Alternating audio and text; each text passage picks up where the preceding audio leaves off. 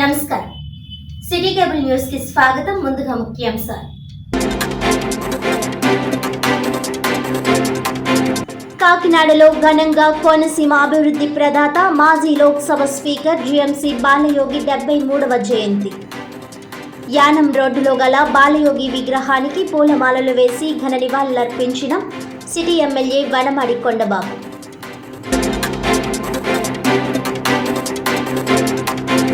Kakinada collectorate ఎదుట విద్యార్థి యువజన సంఘాల ఆధ్వర్యంలో నిరసన దీక్షలు. స్టీల్ ప్లాంట్ ప్రైవేటీకరణ ఆపాలని డిమాండ్.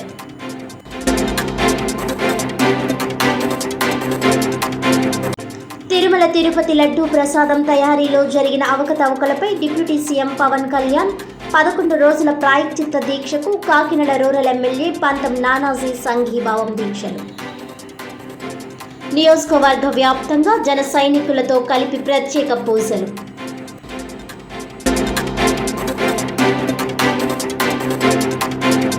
ఇక డీటెయిల్స్ చూస్తే, తిమ్మాపురం గ్రామ అభివృద్ధికి ఎప్పుడూ ముందుంటామని, అభివృద్ధికి ఆటంకం కలిగే చర్యలు చేపట్టమని కాకినాడ రూరల్ తిమ్మాపురం గ్రామ సర్పంచ్ బెజవాడ వీర వెంకట సత్యనారాయణ తెలిపారు. ఈ సందర్భంగా గ్రామ పంచాయతీ భవనంలో పాత్రికేయుల సమావేశంలో ఆయన మాట్లాడుతూ, గత శనివారం శాసనసభ్యులు పంతం నానాజీ గ్రామ అభివృద్ధికి ఆటంకాలు కల్పిస్తున్నారని, తీర్మానాలు ఇవ్వటం లేదంటూ ఎవరో చెప్పిన మాటలు విని నిందారోపణ చేస్తున్నారని, ఇది కరెక్ట్ కాదని ఆయన తెలిపారు. 8 నెలల క్రితం గత ప్రభుత్వంలో 10 లక్షల రూపాయలతో సీసీ రోడ్లు వేశామని, ఇప్పుడు తీర్మానం ఇవ్వాలంటూ ఇంజనీరింగ్ అధికారి మా దగ్గరికి రావడం జరిగిందని, అయితే ఎప్పుడూ మాకు రోడ్లు వేస్తున్నామంటూ ఎవరో తెలియపరచలేదని, పాలకవర్గం ఉన్న ఈ విషయం మాకు ఇప్పటి వరకు తెలియదని, ఎప్పుడో అయిపోయిన విషయానికి ఇప్పుడు తీర్మానం ఇవ్వడం కరెక్టేనా అంటూ ప్రశ్నించారు. ఉప ముఖ్యమంత్రి పవన్ కళ్యాణ్ పంచాయతీలు బలోపేతం చేసి అభివృద్ధి చేయాలని ఎంతో దృఢ సంకల్పంతో ఉన్నారని, అయితే కొంతమంది జనసేన నాయకులు ఇప్పుడు కూడా పంచాయతీపై అజమాయిషీ చేసేందుకు పూనుకున్నారని అన్నారు. గత 22 సంవత్సరాలుగా నేను సర్పంచ్గా, ఉప సర్పంచ్గా, ఇప్పుడు సర్పంచ్గా పనిచేస్తున్నానని, తన కోసం పూర్తిగా ఎంక్వైరీ చేసుకొని మాట్లాడాలని ఎవరో ఎమ్మెల్యేకి తప్పుడు సంకేతాలు ఇస్తున్నారని అన్నారు.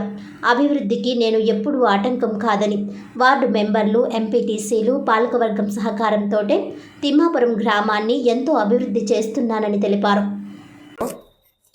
నా పేరు బెజవాడ వీర వెంకట సత్యనారాయణ, తిమ్మాపురం గ్రామ పంచాయతీ సర్పంచ్. నేను తిమ్మాపురం గ్రామానికి 2002 నుంచి సర్పంచ్గా పనిచేస్తున్నాను. ఆ రోజు ప్రజల ఆశీస్సులతో 2002 నుంచి 2007 వరకు సర్పంచ్గా పనిచేశాను. అదేవిధంగా 2007 నుంచి 2012 వరకు ఉప సర్పంచ్గా పనిచేశాను. తర్వాత కూడా మళ్ళీ ఉప సర్పంచ్గా పనిచేశాను. మొన్న 2021లో జరిగిన ఎన్నికల్లో మళ్ళీ కూడా సర్పంచ్గా నేను మా గ్రామ ప్రజల ఆశీస్సులతో మళ్ళీ నేను ఎన్నికవడం జరిగింది. ఈ 20 సంవత్సరాల సుమారుగా 22 సంవత్సరాలు 2002 నుంచి 22 సంవత్సరాల నుంచి కూడా తిమ్మాపురం గ్రామానికి అభివృద్ధికి ఎంతో నేను ఎనలేని కృషి చేశాను.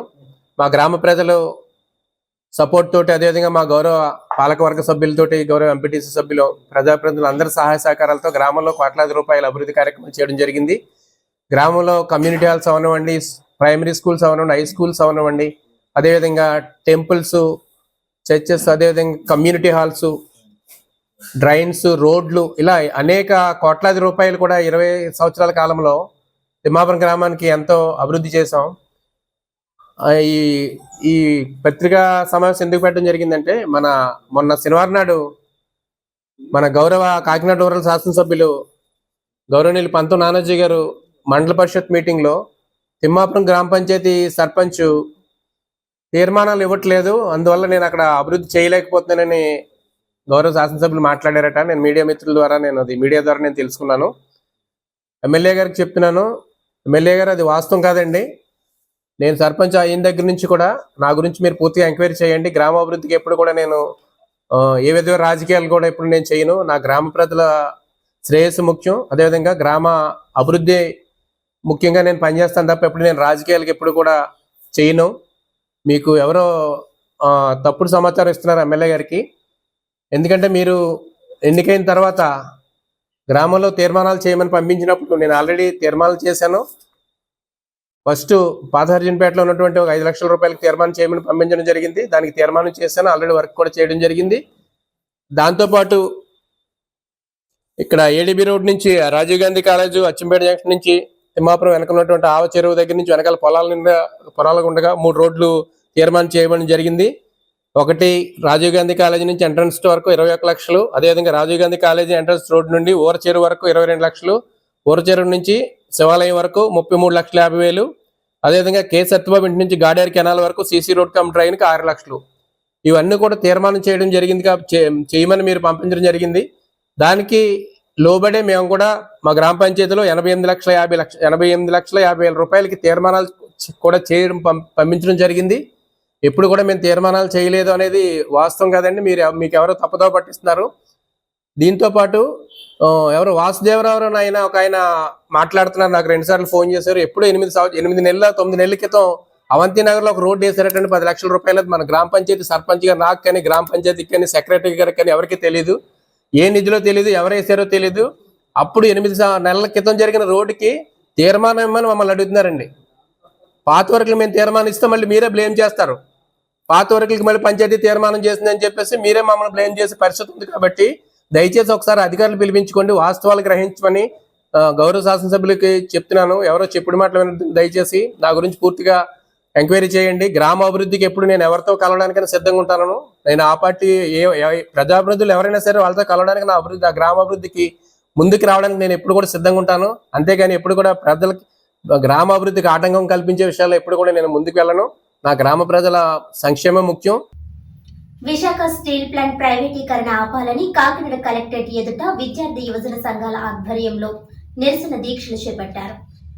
ఈ సందర్భంగా ఏఐవైఎఫ్ రాష్ట్ర సహాయ కార్యదర్శి వై బాబీ, ఎస్ఎఫ్ఐ కాకినాడ జిల్లా కార్యదర్శి ఎం గంగసూరిబాబు, విద్యార్థి జేఏసీ బులిరాజు, పీడీఎస్యు బి జిల్లా కార్యదర్శి శ్రీకాంత్, డివైఎఫ్ఐ జిల్లా కో కన్వీనర్ దుర్గాప్రసాద్ మాట్లాడుతూ విశాఖ స్టీల్ ప్లాంట్ ప్రైవేటీకరణ వెంటనే ఆపాలని, ఉద్యోగుల బలవంతపు బదిలీలు తక్షణం నిలుపుదల చేయాలని, నిర్వాసితులకు ఉపాధి కల్పించాలని, సొంత గనులు కేటాయించాలని, విశాఖ ఉక్కును సెయిల్లో విలీనం చేయాలని అన్నారు. అలాగే రాష్ట్ర కూటమి ప్రభుత్వం లడ్డూపై కాకుండా విద్యార్థుల భవిష్యత్తుకై పనిచేయాలని డిమాండ్ చేశారు. విశాఖ స్టీల్ ప్లాంట్ 32 మంది బలిదానాలతో ఏర్పడిందని, అలాంటి సంస్థను ప్రైవేటీకరణ చేయడం దురదృష్టకరమని అన్నారు. విశాఖ స్టీల్ ప్లాంట్ వలన సుమారు 20 లక్షల కుటుంబాలు బ్రతుకుతున్నాయని, దేశ సంపదని కాపాడుకోవాల్సిన బాధ్యత ప్రతి ఒక్కరికి ఉందని తెలిపారు. ఇప్పటికైనా కేంద్ర ప్రభుత్వం స్పందించి ప్రైవేటీకరణ ఆపకుంటే ఉమ్మడి ప్రజా సంఘాల కార్యాచరణ సిద్ధం చేసి పెద్ద ఎత్తున ఉద్యమిస్తామని హెచ్చరించారు. ఈ కార్యక్రమంలో ఎస్ఎఫ్ఐ నాయకులు శ్రీకాంత్, మణికంఠ, చిన్ని, లోవరాజు, గోపాలం, జయరాం, ఆదర్శ కార్తిక్, చెక్కల అమృత, సూర్య, ఏఐవైఎఫ్ నాయకులు ఎం వీరబాబు, జామి సింహాద్రి, అనిల్, విద్యార్థి జేఏసీ నాయకులు, పీడీఎస్యు బి నాయకులు, డివైఎఫ్ఐ నాయకులు తదితరులు పాల్గొన్నారు. విశాఖ స్టీల్ ప్లాంట్ ప్రైవేటీకరణ ఆపాలని చెప్పేసి రాష్ట్ర వ్యాప్తంగా కూడా ఈరోజు విద్యార్థి యువజన సంఘాల ఆధ్వర్యంలో నిరసన దీక్షలో చేపట్టడం జరిగింది. విశాఖ స్టీల్ ప్లాంట్ అంటే ఒక ప్రాంతానికో రాష్ట్రానికో పరిమితమైనది కాదు, ఇది దేశ సంపద. దేశ సంపద కాపాడుకోవాల్సిన బాధ్యత ప్రతి పౌరులో ఉంది. కాబట్టి అన్ని పార్టీలు కూడా ఈ విశాఖ స్టీల్ ప్లాంట్ ఊసే మర్చిపోయాయి. కానీ విద్యార్థి యువజన సంఘాలు, ట్రేడ్ యూనియన్ కార్మిక సంఘాలు, రైతు సంఘాలు కూడా ఈ ఉద్యమాన్ని ముందుకు తీసుకెళ్తూ ఉన్నాము. ఏదైతే విశాఖ స్టీల్ ప్లాంట్ మీరు గత ఎన్నికల ముందు మేము పోరాడతామని మాట ఇచ్చారో ఆ మాటని వెంటనే నిలబెట్టుకోవాలని కోరుకుంటున్నాం. ఈరోజు రాష్ట్ర వ్యాప్తంగా విద్యార్థి యువజన సంఘాల ఆధ్వర్యంలో ఏదైతే ఆంధ్రప్రదేశ్ రాష్ట్రంలో 32 మంది విద్యార్థుల ప్రాణత్యాగంతో నిర్మించినటువంటి విశాఖ స్టీల్ ప్లాంట్ ప్రైవేట్గా ఆపాలని, ఏదైతే విశాఖ స్టీల్ ప్లాంట్ సొంత గనులు కేటాయించాలని కాకినాడ కలెక్టరేట్ కార్యాలయం ద్వారా రీలే నిరాదీక్షలు నిర్వహించడం జరుగుతోంది. ఈరోజు కేంద్రంలోని బీజేపీ ప్రభుత్వం, రాష్ట్రంలోని కూటమి ప్రభుత్వం, ఈ 2 ప్రభుత్వాలు కూడా ఏదైతే రాష్ట్ర వ్యాప్తంగా ఏదైతే మన రాష్ట్రానికి ప్రధాన భూమి పోసినటువంటి విశాఖ స్టీల్ ప్లాంట్ ప్రైవేటీకరణ చేయడం చూస్తూ ఉన్నారు. విశాఖ స్టీల్ ప్లాంట్ ప్రైవేటీకరణ చేస్తే ప్రత్యక్షంగా పరోక్షంగా అనేక మంది సుమారు 1,00,000 పైగా ఈరోజు ఉద్యోగాలు కొత్తగా వచ్చిన చదువుకున్న విద్యార్థులకి ఉద్యోగాలు పోయిన పరిస్థితి ఉంది. కాబట్టి భవిష్యత్తులో ఉద్యోగాలు కావాలన్నా ఆనాడు రాష్ట్రానికి ఆంధ్ర హక్కు, విశాఖ ఉక్కుగా ఏదైతే స్లోగన్ ఉందో అదే స్లోగన్తో ఈరోజు ఈ పోరాటం చేస్తా ఉన్నాం. ఈ విశాఖ స్టీల్ ప్లాంట్ ప్రైవేట్గా ఆపకపోతే భవిష్యత్తులో ఈ ఉద్యమాన్ని మరింత ఉధృతం చేస్తాం. ఈ కేంద్ర ప్రభుత్వం, రాష్ట్ర ప్రభుత్వాలు కలిపి ఈ దేశాన్ని కానీ రాష్ట్రాన్ని కానీ తీవ్ర అన్యాయం చేస్తూ ఉన్నాయి. ఈరోజు తెలుసు, ఎంతోమంది మహానుభావులు పోరాట ఫలితంగా ఈ విశాఖ స్టీల్ ప్లాంట్ను మనం పోరాడి సాధించుకున్నాం. ఇది ఆంధ్రుల ఆత్మగౌరవానికి సంబంధించినటువంటి అంశం. అయితే ఈరోజు మరి మన పరిస్థితి ఎలా ఉందంటే కొండ నాలుగు మందేస్తే ఉన్న నాలుగు పోయిందన్న మాదిరిగా ఆ ప్రభుత్వంలో ప్రతిపక్షంలో ఉన్నప్పుడు మేము స్టీల్ ప్లాంట్ అమ్మకానికి వ్యతిరేకంగా, ప్రైవేటైజేషన్కి వ్యతిరేకంగా పోరాడతామని చెప్పేసి ఆ రోజు మనతో కలిసి పోరాటం చేసి నాయకులు ఎవరు కూడా ఈరోజు నోరు మెదపడం లేదు. ఆ రోజు ఇదే స్టాండ్ మీద నిలబడి ఉన్నాం. ఈ రోజుకి ఇదే స్టాండ్ మీద నిలబడి మేము పోరాటం చేస్తూ ఉన్నాం. మరి ఈ దేశాన్ని ఈ కేంద్రంలో పరిపాలిస్తున్నటువంటి బీజేపీ పార్టీ ఏదైతే ఉందో, మరి మీరు అనుకున్నట్టుగా ఈ దేశంలో మతాల వారీగాను, కులాల వారీగాను, ప్రాంతాల వారీగాను విభజించి చిచ్చు పెట్టి మరి మా దక్షిణాది రాష్ట్రాల మీద మీరు చేస్తున్నటువంటి దుర్మార్గమైన చర్య ఏదైతే ఉందో దాన్ని మేము ఖండిస్తూ ఉన్నాం. మరి ఎంతోమంది ప్రాణత్యాగం చేసి సాధించుకున్న విశాఖ ఉక్కును మరి శైలిలో విలీనం చేయాలి. విశాఖ ఉక్కుకు గనులు కేటాయించాలి. ఎందుకంటే ఈ దేశంలో ఉన్నటువంటి ప్రభుత్వ రంగ సంస్థలన్నింటినీ ప్రైవేట్ పరం చేసేస్తే రేపొద్దున భవిష్యత్ తరాలకు ఉద్యోగాలు ఎలా వస్తాయని చెప్పేసి ఈ సందర్భంగా తెలియజేస్తూ విద్యార్థి సంఘాల తరపున మేము ప్రశ్నిస్తూ ఉన్నాం. కోనసీమ అభివృద్ధి ప్రదాత మాజీ లోక్సభ స్పీకర్ జిఎంసి బాలయోగి 73వ జయంతి సందర్భంగా Kakinada city MLA Vanamadi Kondababu Balayogi centre నందు ఆయన విగ్రహానికి పూలమాలలు వేసి ఘనంగా నివాళులర్పించారు. ఈ సందర్భంగా కొండబాబు మాట్లాడుతూ స్వర్గీయ జిఎంసి బాలయోగి సామాన్య కుటుంబంలో జన్మించి తెలుగుదేశం పార్టీలో అంచెలంచెలుగా అనేక పదవులు అధిరోహించి పార్టీకి ఎనలేని గుర్తింపును తీసుకువచ్చారని, లోక్సభ స్పీకర్గా బాలయోగి తూర్పుగోదావరి జిల్లాకు జిల్లా స్థాయి గుర్తింపు తీసుకొని వచ్చి జిల్లా అభివృద్ధి ప్రదాతగా నేటికి జిల్లా ప్రజల గుండెల్లో చిరస్మరణీయుడిగా ఉన్నారని ఆయన పేర్కొన్నారు. ఈ కార్యక్రమంలో జన్మభూమి సంక్షేమ సంఘం అధ్యక్షులు బొడ్డు దేవరాజు, సీకోటి అప్పలకొండ, అంబటి చిన్న, గంటి సత్యబాబు, గొరుసు దుర్గారావు, పసగడుగుల శేషగిరిరావు, భూడి ప్రకాష్, పేర్ల లక్ష్మీ ప్రసన్న, పలివెల లక్ష్మి, జాన్ వెస్లీ, తెప్పల రామలింగేశ్వరరావు, ఆయేషా, ఇమాం సాహెబ్, కస్మూర్, గుత్తుల రమణ, ఏడుకొండలు తదితరులు పాల్గొన్నారు.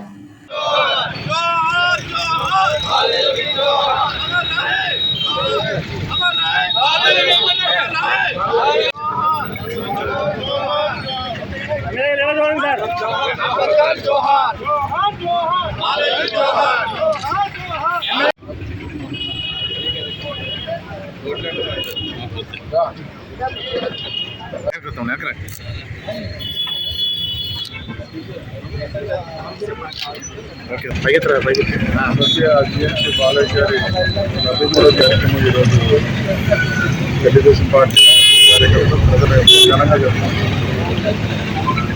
ఆయన మరణించిన తర్వాత వాళ్ళ శ్రీమతి గారికి ఎంపీ టికెట్ ఇవ్వబడుతుంది. ఆ తర్వాత వాళ్ళ అబ్బాయి గారికి ఈరోజు ఎంపీ టికెట్ ఇవ్వడం జరిగింది. వాళ్ళ కుటుంబానికి నచ్చుకోవాలి. కూటమి ప్రభుత్వం చెప్పిన మాటలకు ఇసుక కొనుగోలుకు చాలా వ్యత్యాసం కనబడుతుందని పిఠాపురం భవన నిర్మాణ కార్మిక సంఘం ఆధ్వర్యంలో ధ్వజమెత్తారు. ఈ సందర్భంగా భవన నిర్మాణ కార్మిక సంఘం ఆఫీసులో విస్తృత స్థాయి సమావేశం నిర్వహించారు. ముందుగా భవన నిర్మాణ కార్మిక సంఘం జిల్లా ప్రధాన కార్యదర్శి ఆర్ ఈశ్వరరావు మాట్లాడుతూ, ఈ రోజున కూటమి ప్రభుత్వం ఏర్పడి సుమారు 100 రోజులు దాటినా కూడా భవన నిర్మాణ కార్మికులకు ఇసుక సరఫరా చేయడంలో గత ప్రభుత్వం కంటే ఈ ప్రభుత్వం ఉచితంగా ఇసుక సరఫరా చేస్తామని చెప్పడం జరిగిందన్నారు. కానీ నేటికి కూడా నిర్మాణం చేపడుతున్న యజమానులకు ఎక్కడా కూడా ఇసుక అందుబాటులో లేకపోవడం చాలా దుర్మార్గమైన విషయమని, ఈ రోజున మార్కెట్లో ఈ ప్రభుత్వం చెప్పిన మాటలకి ఇసుక కొనుగోలుకి చాలా వ్యత్యాసం కనబడుతుందని అన్నారు. లారీ ఇసుక 50,000 రూపాయలతో కొనుగోలు చేస్తున్నామని, రాష్ట్ర ప్రభుత్వం ఎప్పటికైనా ఇసుకను ఉచితంగా ప్రజలకు అందుబాటులోకి తీసుకురావాలని, అలాగే భవన నిర్మాణ కార్మికులకు వెల్ఫేర్ బోర్డు పునరుద్ధరణ చేయాలని, సంక్షేమ పథకాలు అమలు చేసి నిర్మాణ రంగాన్ని ఆదుకోవాలని, ఇందులో భాగంగా అక్టోబర్ 4వ తేదీన మండల కేంద్రం వద్ద భవన నిర్మాణ కార్మికులు ధర్నా నిర్వహించడం జరుగుతుందని పిలుపునిచ్చారు. ఈ కార్యక్రమంలో పాల్గొన్న వివిధ సంఘాల నాయకులు డి సత్యనారాయణ, కె చిన్న, విఎస్ రెడ్డి, కోనేటి రాజు, కొయ్యల రమణ, జి వీరబాబు, సూర్యచక్రం, నాగ శ్రీనివాస్, కె విశ్వనాథం, సుంకర సత్యబాబు, కె శ్రీను, మోహనాచార్యులు, ఎం సత్యబాబు, నూతాటి కృష్ణ, గోపాలకృష్ణ, సూర్యబాబు, నాగేశ్వరరావు తదితరులు పాల్గొన్నారు.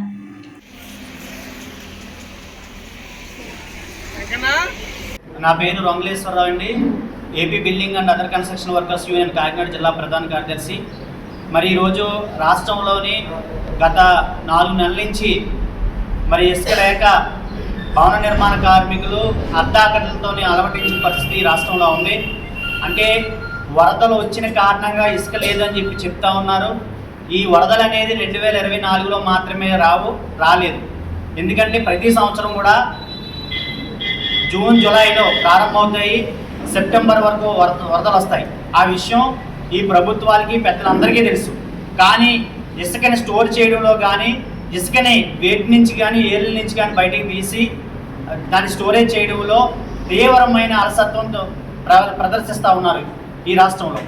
అందుకని ఈ రాష్ట్రంలో 25 లక్షల మంది భవన నిర్మాణ కార్మికులు ఈరోజు ఈ యొక్క నిర్మాణ రంగం మీద ఆధారపడి పనిచేస్తూ ఉన్నారు. ఈ రాష్ట్ర ప్రభుత్వానికి నిర్మాణ రంగం ద్వారా లక్షల కోట్ల రూపాయల ఆదాయం తెచ్చిపెడతా ఉన్నారు ఈ భవన నిర్మాణ కార్మికులు. ఇటువంటి పరిస్థితుల్లో మరి గత ప్రభుత్వం చేసిన తప్పిదాలు ఏదైతే ఉన్నాయో, ప్రభుత్వం రాగానే ఇసుక కొరత ఇచ్చి కొత్త ఇసుక పాలసీ అనే పేరుతో మరి కొత్త విధానాన్ని తీసుకొచ్చి ఇసుక ఉచితంగా ఇస్తామన్నారు. ఈ ప్రాతిపదికగానే కార్మికులందరూ కూడా ఈరోజు 2019 జగన్మోహన్ రెడ్డి గారి అధికారంలోకి వచ్చిన తర్వాత భవన నిర్మాణ కార్మికులు ఇసుక లేక ఎంతో మంది ఈ రాష్ట్రంలో ప్రాణాలు కోల్పోయారు. దీనికి వ్యతిరేకంగా మరి భవన నిర్మాణ కార్మికులకు ఆదుకోవాలని చెప్పి ఆ గవర్నమెంట్ మీద పూర్తి స్థాయిలో 25 లక్షల మంది భవన నిర్మాణ కార్మికులు సాధించుకున్న వెల్ఫేర్ బోర్డు స్కీములో అమలు చేయాలని ఈ 2 డిమాండ్ల మీద గత ప్రభుత్వం మీద దెబ్బలాడాం. ప్రభుత్వం ఎట్టి పరిస్థితుల్లోని కూడా అమలు చేయలేదు. పైగా ఇసుక సమస్యని మరింత పెంచింది. ఈ ప్రభుత్వం సరికాదు ఆంధ్ర రాష్ట్రానికి అని చెప్పి 25 లక్షల మంది భవన నిర్మాణ కార్మికులు 2024లోని ఒక నిర్ణయానికి వచ్చి ఈ ప్రభుత్వాన్ని గద్దె దించాలి, భవన నిర్మాణ కార్మికులకి న్యాయం జరగాలనే ఉద్దేశంతో సుమారుగా 25 లక్షల కుటుంబాలు అంటే 1 కోటి ఓట్లతో ఈరోజు ఈ కూటమి ప్రభుత్వాన్ని గెలిపించడం జరిగింది. కానీ ఈ కూటమి ప్రభుత్వం వచ్చిన 4 నెలల్లో 100 రోజులు విజయోత్సవాలని చెప్పి ఈ కూటమి ప్రభుత్వం జరుపుకుంటుంది, సంతోషం. కాకపోతే ఓ పక్క నుంచి భవన నిర్మాణ కార్మికుల ఆకల బాధలు కూడా వెంటనే పరిష్కారం చేయాలని చెప్పి ఈరోజు బిల్డింగ్ వర్కర్స్ యూనియన్గా ఈరోజు డిమాండ్ చేస్తా ఉన్నాం. పేదలకు ఇచ్చిన మాట ప్రకారం పెన్షన్ సొమ్ము ఒకేసారి పెంచి అందిస్తున్న ఘనత కూటమి ప్రభుత్వానికే దక్కిందని ఎమ్మెల్యే జ్యోతుల నెహ్రూ అన్నారు. మంగళవారం జగ్గంపేట మండలం ఎరిపాక సచివాలయం వద్ద ఎన్టీఆర్ భరోసా పెన్షన్ పథకం ద్వారా నిరుపేద లబ్ధిదారులకు ఎమ్మెల్యే నెహ్రూ స్థానిక నాయకులతో కలిసి పంపిణీ చేశారు. ఇంటి వద్దకే 1వ తేదీ తెల్లవారుజామునే పెన్షన్ అందిస్తూ ఎన్టీఆర్ భరోసా పెన్షన్ పథకాన్ని సమర్థవంతంగా అమలు చేస్తున్నట్లు ఎమ్మెల్యే తెలిపారు. రాష్ట్రంలో ఆర్థిక భారం ఉన్న పేదలకు సంక్షేమం అభివృద్ధి చేయడంలో కూటమి ప్రభుత్వం ముందుందని, ముఖ్యమంత్రి చంద్రబాబు, ఉప ముఖ్యమంత్రి పవన్ కళ్యాణ్ ప్రజలకు సుపరిపాలన అందించడంలో సమర్థవంతంగా 100 రోజుల పాలనతో ఇది మంచి ప్రభుత్వం అని ప్రజల ఆశీస్సులు పొందుతున్నారని ఎమ్మెల్యే నెహ్రూ అన్నారు. ఈ కార్యక్రమంలో గ్రామ టీడీపీ అధ్యక్షులు జ్యోతుల నాగబాబు, బస్వ చిన్నబాబు, పంతం సత్యనారాయణ, జ్యోతుల సత్యమూర్తి, జ్యోతుల ఈశ్వరరావు, దొడ్డిపట్ల బుజ్జి, కోనేటి వెంకటేశ్వరరావు తదితరులు పాల్గొన్నారు.